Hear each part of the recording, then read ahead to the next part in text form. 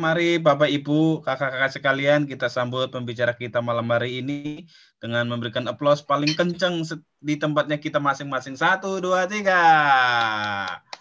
Waduh, mana nih suaranya? Nggak kedengaran.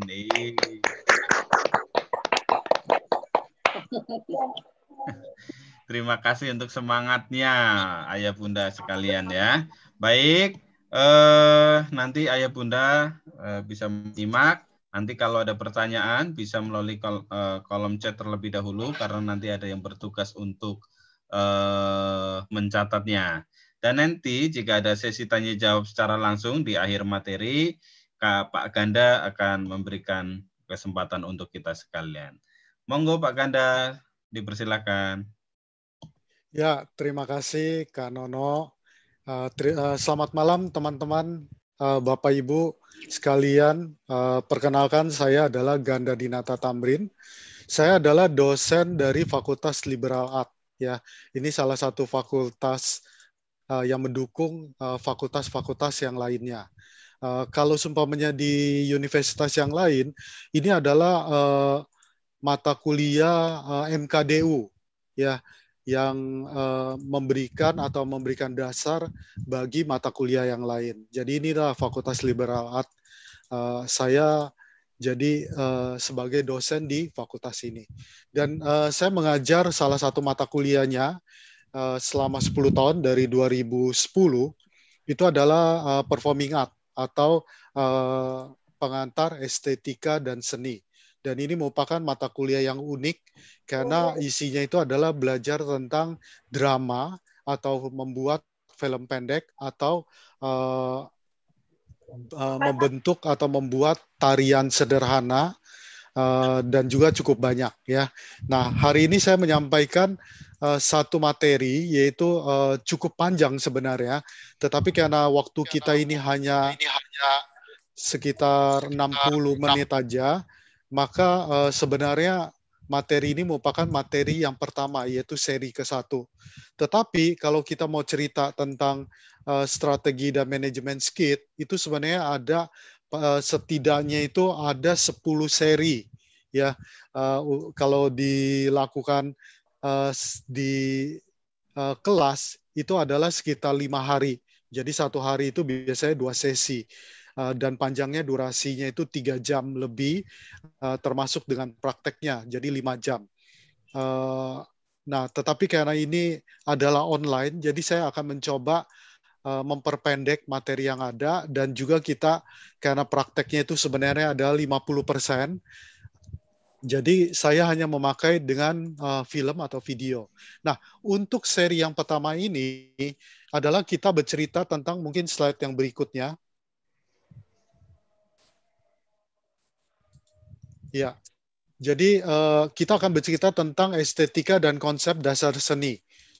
Jadi tekniknya itu akan kelihatan pada waktu pertemuan seri yang keempat. Ya, sudah masuk keempat, skenario, sutradara, aktor dan acting, kemudian baru kritik seni, kemudian baru kita belajar tentang bagaimana cara membuat tarian, kemudian bagaimana make up, dan juga tata panggung. Nah, ke-10 seri inilah yang biasanya itu saya sampaikan sebagai pengabdian kepada masyarakat atau PKM di dalam bentuk-bentuk workshop kepada masyarakat dan lain-lain. Ya, nah kita mungkin dengan judulnya Bapak Ibu pasti agak ini ya, bertanya-tanya apa itu skit. Saya minta mungkin dari panitia bisa kita mengadakan namanya kuis dulu ya, untuk mengisi yang namanya kuis. Seberapa jauh Bapak Ibu itu tahu nih mengenai kuis yang ada. Silakan Bapak Ibu bisa lihat di chatnya dan tolong diklik dan diisi di sana. Iya Bapak Ibu, silakan isi link yang tertera di chatbot. Terima kasih.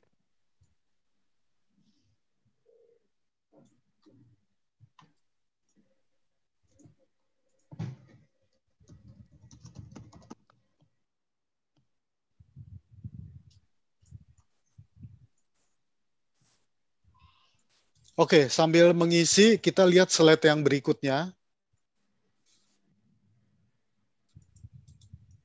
Ya, kita akan lihat link dari YouTube gg.gg Ganda Dinata.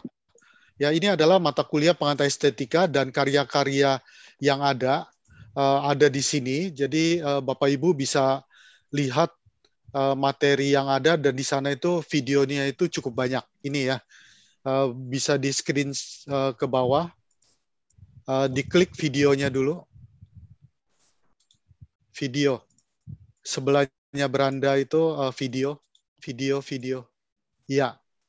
Nah, kita bisa lihat di bawah ini cukup banyak. Jadi contoh-contoh karya mahasiswa, dia durasinya itu nggak lama, yaitu cuma 5 menit atau 10 menit. Ya, turun lagi, terus ini cukup banyak.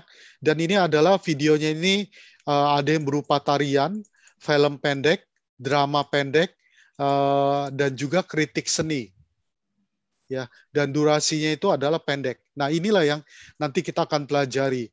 Karena selama 10 tahun ini saya membantu mahasiswa untuk membuat yang namanya itu drama pendek ataupun film-film pendek yang tidak mengurangi makna yang ada.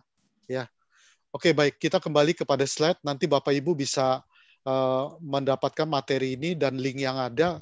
Bapak Ibu bisa langsung mencobanya ya, atau melihat dari karya mahasiswa UPH tersebut.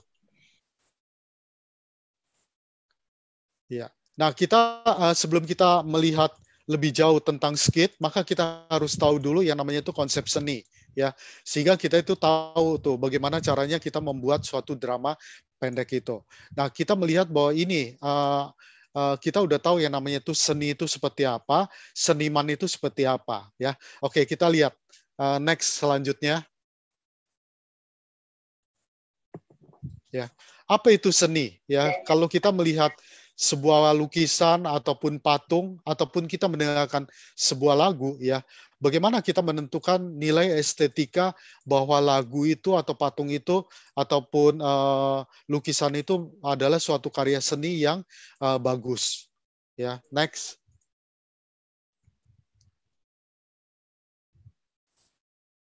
Ya. Jadi apa itu seni? Ya, kita kalau bicara tentang lukisan, kita akan melihat nih perpaduan dari warna, keteraturan, kesatuan daripada objek yang digambar, tekstur dari cat, tebal tipisnya garis, perpaduan aspek teknik ini merupakan keterampilan dari seorang pelukis, ya. Dan kita menghargai karya kualitas karya seni dari seorang seniman. Meskipun kadang-kadang kita itu nggak setuju dengan pesan yang disampaikan melalui karya-karyanya. Nah, inilah yang disebut sebagai subjektivisme estetika. Ya, nah kita akan mengenal dua istilah pada malam ini, yaitu subjektivisme estetika dan yang namanya itu fakta publik. Ya, nah dua hal ini menjadi penting. Kenapa? Karena itu merupakan konsep seni yang sesungguhnya. Ya, next.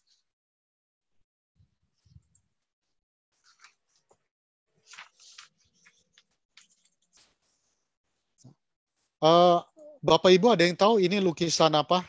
Lukisan siapa? Silakan di-unmute. Abdullah bukan pelukisnya. Bukan. Ada lagi? Raden Saleh. Iya, Raden Saleh ya. Oke, lanjut. Nah, ada memang lukisan yang nanti ini. Ini ada yang langsung tahu lukisan siapa ini? Avandi. Iya, Avandi. Good. Ini berarti udah masuk di dalam fakta publik. Fakta publik itu langsung banyak orang yang mengetahui lukisan seperti apa. Next. Kalau ini, nah yang tadi yang menyebutkan Basuki Abdullah. Next. Nah, ini adalah lukisan dari Basuki Abdullah ya. Oke, nah bagaimana kita menentukan standar menilai suatu karya seni? Sebenarnya ada standarnya enggak? Nah, tentunya ada ya. Kita coba lanjut lagi. Kalau ada, kita coba next.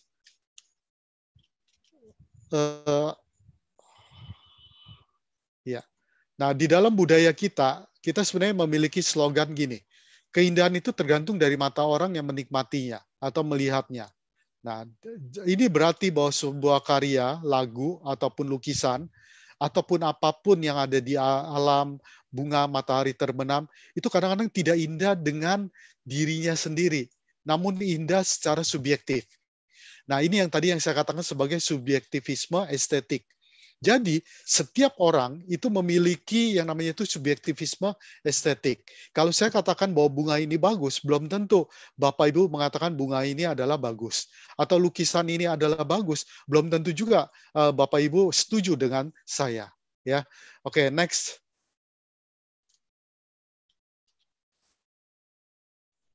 Ya, jadi keindahan daripada subjektif ini itu yang disebut sebagai subjektivisme estetik. Nah, subjektivisme estetik ini apakah menjadi standar seni?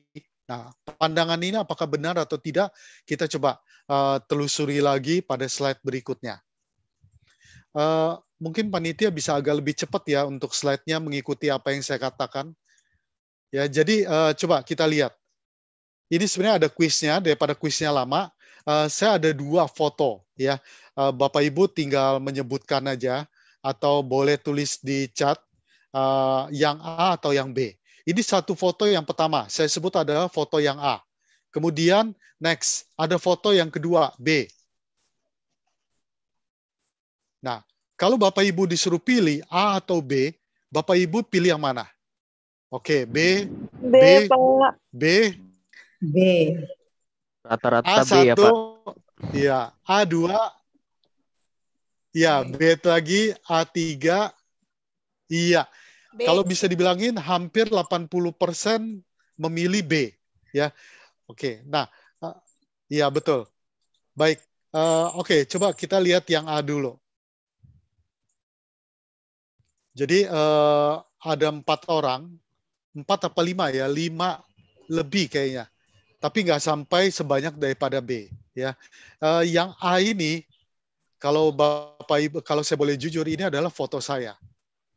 Ya, jadi saya berterima kasih dengan 5 orang yang memilih potret saya nih, saya yang foto. Tetapi yang B ini merupakan hasil karya dari fotografer yang terkenal, yang dia itu bisa masukkan di dalam postcard dan memiliki nilai jual. Sehingga kalau dikatakan sebagai subjektivisme estetika, Bapak Ibu pasti akan memilih yang B. Ya, sorry, langsung slide yang berikutnya, yang B.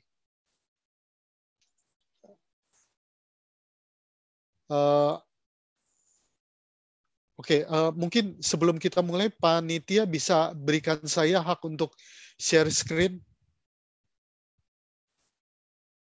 Bisa, Pak. Ya, oke, saya aja yang share screen ya. Ya.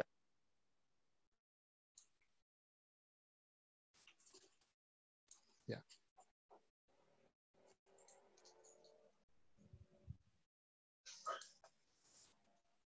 Oke, baik. Kita akan lanjutkan lagi. Ya. Jadi foto ini atau gambar ini memiliki 2 pandangan. Ya, pandangan yang pertama adalah ini subjektivisme mengatakan bahwa saya memiliki foto yang sangat baik. Ini adalah pandangan saya. Tetapi ternyata bagi pemirsa mengatakan atau peserta mengatakan bahwa ini nggak terbaik. Justru yang terbaik adalah yang B. Memang benar. Karena yang B ini merupakan dikatakan sebagai yang fakta publik. Karena semua orang mengatakan bahwa ini adalah yang terbaik. Dan bagaimana kita bisa mencapai yang terbaik itu? Nah, kita akan lihat ya, kita perhatikan lagi. Jadi gagasan ini sebenarnya berlawanan dengan yang namanya itu nalar, ya, nalar wajar, common sense. Jadi kalau secara subjektivisme, saya mengatakan bahwa A adalah yang terbaik. Walaupun mungkin saya juga nggak menutup mata bahwa B itu adalah yang terbaik. Nah, itu dia. Itu yang dikatakan sebagai subjektivisme. Nah, bedanya adalah A itu adalah subjektivisme bagi pandangan saya dan 5 orang yang memilihnya. Sedangkan yang B itu adalah fakta publik. Ya, jadi foto amatir itu tentunya kurang indah dibandingkan dengan kartu pos yang berlatar belakang Raja 4 ya, dipotret oleh fotografer yang top. Nah, inilah yang kita bisa menilainya, ya. Nah, maka dari itu kita harus mengakui bahwa kualitas estetika di atas adalah fakta publik, bukan pilihan pribadi, ya. Banyak orang yang maksudnya itu memilih itulah yang sebagai fakta publik. Dia disukai oleh banyak orang. Sehingga karya kita ini benar-benar bisa diterima oleh orang lain. Kalau dia udah menjadi fakta publik. Tapi gagasan ini benar atau tidak? Karena kadang-kadang waktu kita menilai secara universal memang itu adalah yang terbaik. Tapi ada beberapa mengatakan bahwa subjektivisme itu lebih dominan. Coba kita lihat lagi foto yang ada. Ya, waktu kita mencapai fakta publik, kita memang perlu yang namanya itu pengalaman. Saya akan belajar foto lagi, saya akan belajar lagi dengan menggunakan kamera sampai akhirnya itu masyarakat atau orang-orang dapat menerima saya punya karya dan akhirnya saya menjadi fakta publik. Ya, nah itu yang dikatakan fakta publik.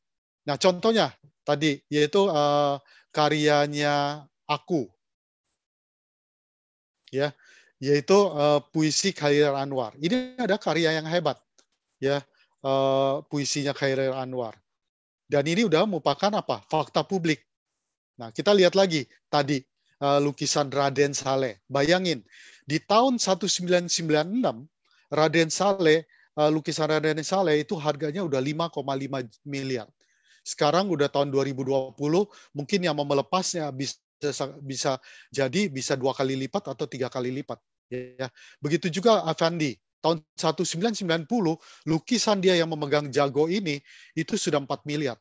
Sekarang mungkin udah 15 miliar, mungkin lebih ini. Ini adalah fakta publik. Begitu juga dengan Basuki Abdullah, ya lukisan ini, yang begitu indah. Dan ini merupakan fakta publik. Ya. Sehingga banyak komentar positif terhadap apa? Fakta publik. Bahwa ini merupakan karya. Tapi ada standarnya apa enggak? Nah, kita akan lihat lagi. Ya. Gimana pendapat Anda? Kita lihat gambar yang kiri dan kanan. Kalau saya boleh tahu, ya silakan dijawab di chat. Kalian mau, Bapak Ibu mau membeli karya yang di sebelah kiri, yang dia cuma warnanya merah, terus dia itu seperti kayak ditulis, kemudian dihapus. Atau di sebelahnya yang warnanya hitam, dicoret-coret, seharga 86,9 juta dolar. Ini bisa dibilang nilainya itu udah hampir 1 triliun ya. Karena 1 juta dolar itu 15 miliar. Ada yang mau? Silakan tulis di chat. Nah ini apakah fakta publik? Dan itu apakah bertentangan dengan subjektivisme estetik? Karena apa? Secara subjektivisme estetika, kita nggak akan mungkin mau membeli, mungkin nggak punya kemampuan ya. Ada yang mau tetapi nggak punya kemampuan atau bagaimana ya. Tetapi kalau kita lihat ya, ini saya sebenarnya perlu yang namanya itu quizzes ya ataupun ini saya ingin lihat bahwa kalian pilih nggak gambar yang ini dicoret-coret ya, coretan mungkin anak-anak kita juga bisa coret. Kemudian setelah itu dijual dengan 69 juta dolar. Ini udah 1 triliun. Apakah ada yang mau beli? Apakah ini fakta publik? Nah, ini yang bertentangan. Kenapa? Nggak banyak orang juga menyukai lukisan ini. Ada yang mau beli? Oke. Baik. Nah, ini juga karya ini. Ya, dijual dengan 45.000 dolar. Ada yang tahu ini bahannya dari apa? Silakan di chat atau di unmute. Batu. Batu. Ada lagi? Lilin. Bubur kertas. Dari kertas. Ada lagi?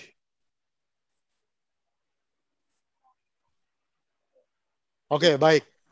Nah, ini adalah karya yang dijual senilai 45.000 dolar.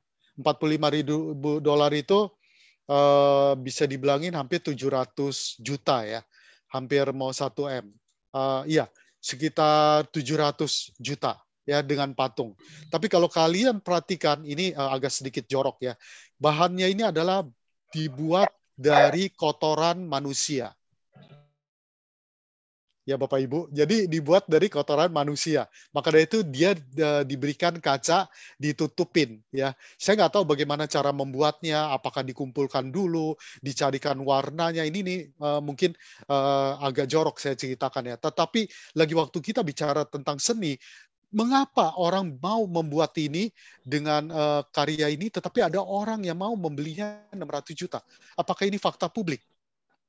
Begitu kita mengetahui, mungkin kita merasa jijik ataupun ini. Nah, kita akan melihat lagi. Jadi artinya fakta publik dengan fakta dengan subjektivisme estetika ini ada kadang berlawanan, ya. Sehingga kita mau nih mengatakan kadang-kadang kita mempertahankan pendapat kita bahwa sebuah karya ini baik atau tidak dengan berdasarkan subjektivisme estetik.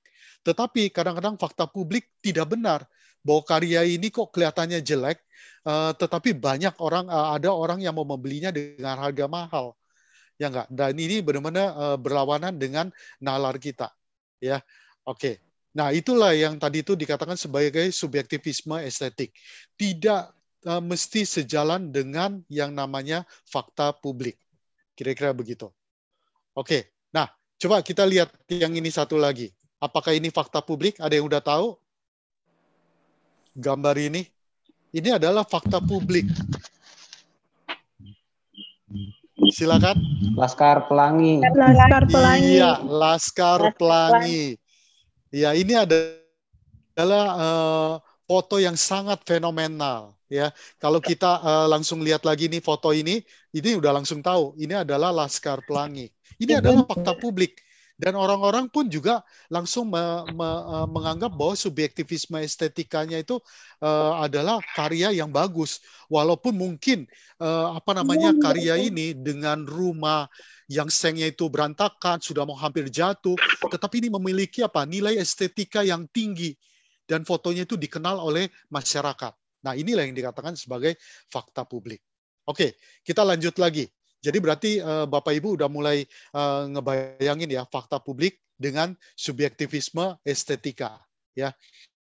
Nah, maka dari itu kualitas daripada estetika itu seharusnya diakui secara umum, ya. Artinya dia harus mencapai yang namanya itu fakta publik dengan perjalanan waktu.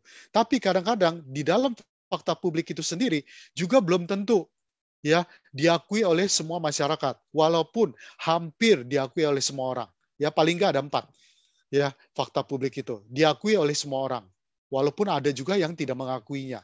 Ya dengan coretan gitu apa sih seninya gitu loh ya. Kemudian ada standar yang tidak terlihat. Jadi artinya dalam hati kita mengakui bahwa ini merupakan sesuatu yang sangat indah. Kemudian yang ketiga adalah badan ada organisasi yang menyatakan standar yang ada. Nah, begitu juga dengan gambar yang tadi saya jelaskan ini. Walaupun mungkin kalian nggak suka, tetapi ini merupakan karya yang terbaik yang dibuat oleh Tom Lee. Dan ini adalah pelukis yang terkenal. Walaupun cuma coret-coret, tetapi udah diakui oleh apa? Oleh badan internasional atau seni internasional. Begitu juga dengan gambar ini juga, yaitu Mark Rothko. Dan ini merupakan karya dia yang terkenal. Makanya ada orang juga yang mau membelinya sampai 86 juta dolar. Ya, nah, oke. Selanjutnya yang terakhir ada legalitas hukumnya, yaitu yang kita tahu bahwa memang itu diakui sebagai karya pelukis atau karya yang benar-benar terbaik. Nah, kemudian keberadaan daripada konsep estetika seperti memperindah, sublim, menghaluskan, elegan, dramatis, kuat efek, itulah yang dikatakan sebagai fakta publik. Ya, nah sekarang kita akan lihat bagaimana dengan standar estetika. Karena kadang-kadang fakta publik itu sering dikaburkan dengan apa? Dengan subjektivisme estetik. Yang tadi yang saya katakan, kok karya yang ada ini kok jelek tapi nilainya bisa tinggi.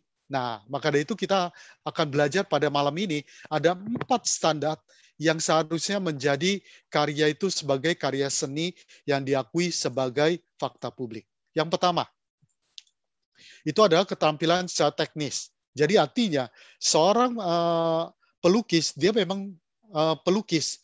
Tangannya memang ahli, dia juga bisa memiliki keterampilan, dan dia memang berlatih sampai menjadi seorang pelukis yang beneran. bukan asal-asalan. Itu yang pertama. Yang kedua adalah validitas. Validitas ini bercerita tentang, kita akan jelaskan lebih pada slide berikutnya. Ya. Yang ketiga adalah intellectual content. Ini adalah worldview-nya. Dan yang keempat adalah integrasi antara konten dengan vehicle atau isi dan medianya yang disampaikan. Oke, yang pertama. Ini pasti Bapak Ibu udah langsung tahu lah ya. Artinya bahwa apa? Karya itu adalah ditentukan bagi seseorang yang memang di dalam hatinya, di dalam karyanya, di dalam dia punya kehidupannya, mengabdikan diri pada karya tertentu. Jadi artinya bahwa dia memang pelukis, memang dia hidupnya sehari-hari adalah pelukis, atau pemusik, ataupun yang lainnya. Itulah yang technical excellence, keterampilan secara ini. Tetapi ini belum cukup. Dia perlu yang namanya itu validity. Validity itu artinya apa? Bahwa dia pemainnya gitar, memang dia hidupnya itu ada konsisten di dalam gitar. Dan ini adalah untuk seni, bukan untuk yang lainnya. Tapi kadang-kadang kita sering memang asal-asalan ya, tidak konsisten menampilkan yang namanya worldview. Sebenarnya apa sih yang namanya worldview? Kita akan lihat pada posisi yang ketiga. Jadi validitas ini artinya adalah kejujuran artis mengekspresikan dirinya. Ya, dan dia tidak hanya untuk mendapatkan keuntungan finansial aja, tetapi benar-benar mendapatkan pengakuan dari masyarakat, yaitu ada fakta publiknya. Nah, sekarang yang ketiga. Kita lanjutin lagi. Jadi orang yang tidak memiliki validitas itu biasanya kemungkinan ada terlalu memikirkan mengenai tentang uang. Dia itu jadi karyanya itu benar-benar tidak serius ditekuni ya, walaupun mungkin ada ini. Jangan terpaku pada uang, kira-kira begitu. Kemudian memuaskan pemesannya. Kemudian juga melakukan ini tidak melihat karyanya sebagai perwujudan yang sungguh-sungguh. Ya. Nah, seorang seniman itu perlu yang namanya itu intellectual content. Apa itu intellectual content? Ini adalah worldview, yaitu cara pandang dari seniman itu sendiri. Contohnya adalah cara pandangnya, mindset-nya, kebiasaan pengalamannya, latar belakang pendidikan, latar belakang kebudayaan. Contohnya adalah latar belakang saya mungkin ya, kalau saya adalah dari etnis China, ya enggak? Nah, mungkin beberapa daripada kebudayaan saya ini berpengaruh terhadap lukisan saya. Mungkin. Walaupun mungkin saya juga, karena saya udah tinggal dan hidup di Indonesia, maka saya itu menyenangi apa yang namanya itu budaya di Indonesia. Dan saya mungkin konsisten mengangkat budaya tertentu di Indonesia. Bisa aja. Ataupun etnis, ataupun yang lainnya. Kemudian etika dan moralitas. Dan juga kepercayaan. Latar belakang agama kita, ini adalah worldview kita juga. Entah dia Kristen, Islam, Buddha, Hindu, dan lain-lain. Ya. Nah, yang keempat adalah integrasi antara isi dengan aspeknya. Jadi artinya 3 hal ini, saya punya keahlian, saya punya validitas, saya punya worldview, itu benar-benar sejalan dengan hasil karya yang ada. Jadi karyanya itu memiliki makna. Coba kita lihat karya yang ada, ya, seperti kayak contoh tadi. Ya, kenapa orang mau membuat karya ini? Padahal ini bahannya itu adalah dari apa? Dari kotoran manusia, ya kan? Patung ini, coba kita lihat ini. Patung ini, ternyata dia memiliki yang namanya itu estetika sendiri. Dia ada yang namanya itu tujuannya. Jadi karya ini yang dikatakan bahwa mungkin ya, saya nggak tahu apa maksud daripada dia menciptakan, dia membuat patung ini dari kotoran. Mungkin ada dia memiliki satu konsep seni ataupun makna dan tujuan yang mengatakan bahwa justru karya itu bisa lahir dari kotoran sekalipun. Dan itu menjadi sesuatu yang indah.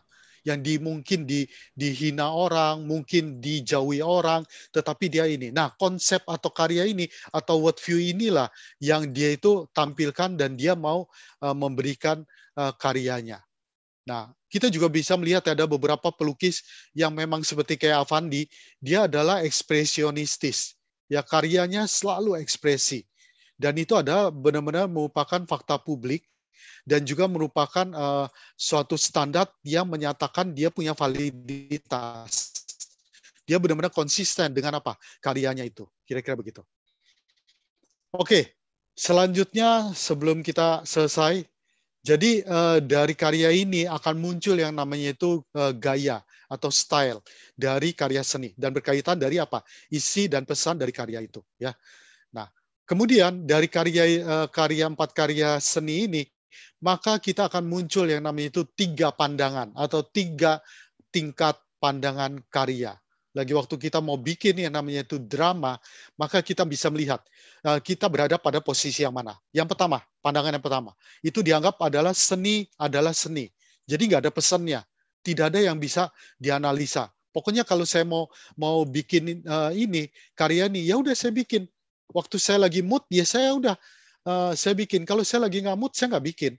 Kalau saya mau bikin yang namanya itu dari kotoran manusia, ya saya mau bikin aja. Ada nggak artinya? Nggak ada.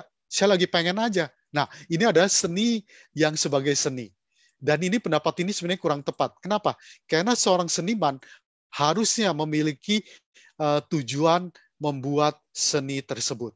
Sehingga makanya muncul yang namanya itu pandangan yang kedua. Yaitu apa? Seni, nah ini yang tadi ya, bahwa dia ada tujuannya. Bahwa dari kotoran yang paling rendah, yang paling ini, bisa muncul yang namanya itu karya yang indah. Mungkin itu yang disampaikan oleh si Milo. Kira-kira begitu. Nah, yang kedua, yaitu adalah seni sebagai pesan. Jadi pendapat ini bahwa seni ini benar-benar memiliki pesan yang ingin disampaikan. Tetapi pandangan ini ya cuman pesan doang, ya, bahwa ini karya juga bukan seni yang terlalu ini. Contohnya apa? Smoking and cancer. Jadi kalau kamu merokok, maka kamu akan dapetin kanker. Ya, jadi karyanya seni, benar. Tetapi pesan doang. Nah, maka dari itu kita masuk di dalam pandangan yang ketiga. Nah, pandangan yang ketiga selalu ada muncul lagi kata apa? Konsisten. Dan menunjukkan identitas dan latar belakang. Identitas dan latar belakang itu apa? Yaitu validitas dan worldview-nya. Barulah dia bisa masuk di dalam seni yang bisa dihargai. Nah, prosesnya adalah gabungan dari yang pertama, yang tadi ini, seni sebagai seni, dan seni sebagai pesan, dan seni adalah sebagai worldview-nya. Nah, dengan inilah baru kita bisa mendapatkan karya seni yang benar-benar indah dan dapat diakui.